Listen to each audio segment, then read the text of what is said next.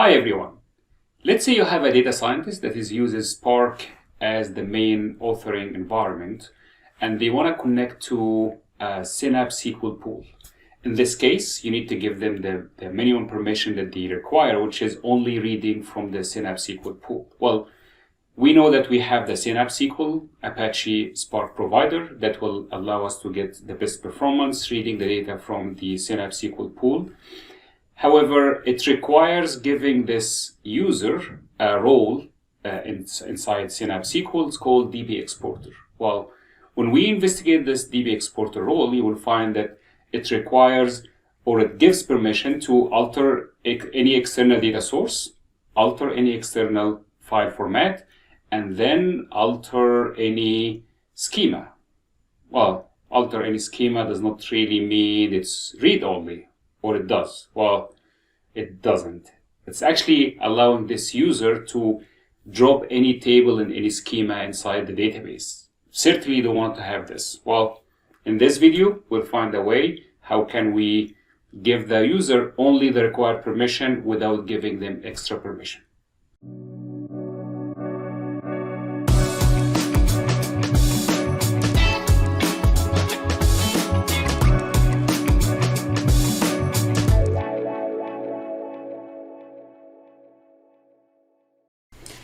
Now, the issue about the DB exporter, we can see it here if we run this query to see the permissions granted for this role by default. You can see specifically, I'm looking at this permission, alter any schema.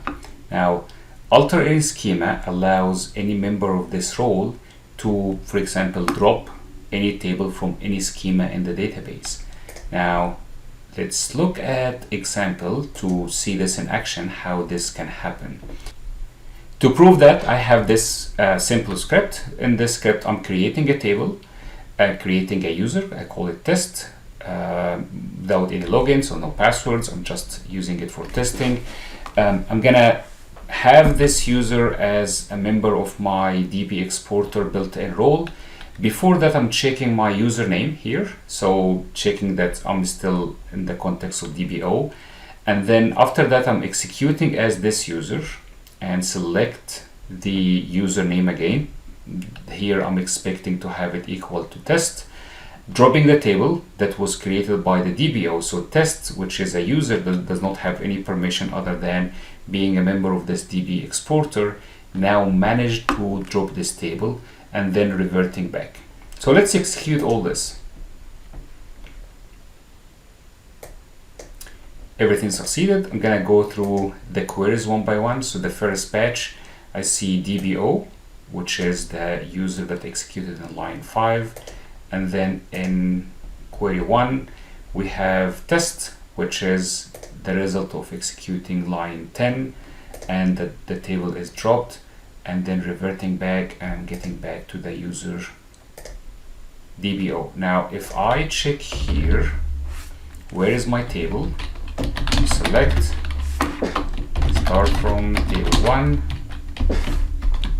execute this one, table 1 is gone because this user managed to drop my table, and of course this is something that we would like to eliminate if possible, otherwise we have a security risk.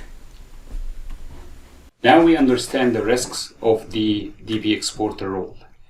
How to eliminate this? What we will do is to monitor how the Synapse SQL connector works and then try to find another way by monitoring and knowing exactly what are the actions done by the Synapse SQL connector. Then we can create a custom role that does not have the alter any schema permission. The documentation of the Synapse SQL connector for Apache Spark is actually giving us a very good idea about how it works. So it's clearly saying here that whenever we are reading, what happens is we are creating an external table using the CTAS, create external table as select. And then from this external table, which is actually now it's physically a folder inside the data lake, it will be loaded into a Spark data frame. So that will give us a good idea, and now we know what we are looking for. We are looking for external tables. So what we will do now is we will monitor for external tables. So let's start here. I have my notebook being executed. Now it takes some time because it's the Spark cluster wasn't running.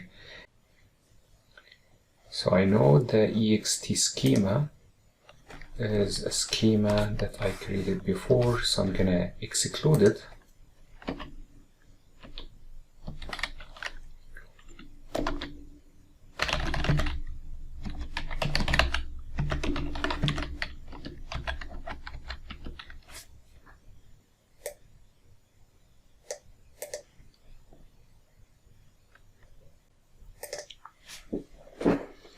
And voila. Now I found a table, and this table has just randomly generated name, and it's in a schema called SQL Analytics Connector. Okay, so let's focus on this schema. Can I now focus on this schema only? And repeat it again under the same schema, SQL Analytics Connector. Okay, so the reason we need to have alter any schema permission, because this schema was not created before. It was actually created during the time of the Synapse SQL connector execution. The schema stays after, but the table will be deleted. So if we would like to find another way to avoid using the alter any schema, is we will need to create this schema or pre-create this schema in our database, give permission to the user only onto this schema, and then that will allow the user to create, or Spark to create on behalf of the user identity, to create tables inside this schema until the execution is done, and then we'll delete these tables. So let's see how to do that. Now the final step, since we know exactly the schema that is used, the schema will be pre-created before, and we will create a new DB exporter limited database role, and this database role will have these permissions. First, alter any external data source. Second, alter any external file format, create tables,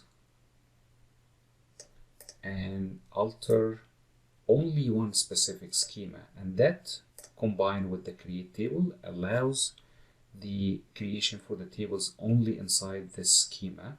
So this way we are limiting the permissions only to one schema, which will be used by the Synapse SQL connector. This way, if we have a Spark user that need only to have read access from the database, they will get this read access without the ability to write anything on the database. That's it. Now we know that the connector is creating a schema called SQL Analytics Connector, and all what you need to do is create a custom role that is giving permission only on the schema SQL Analytics Connector. For the source code and everything, you will find it in my blog here. Thank you.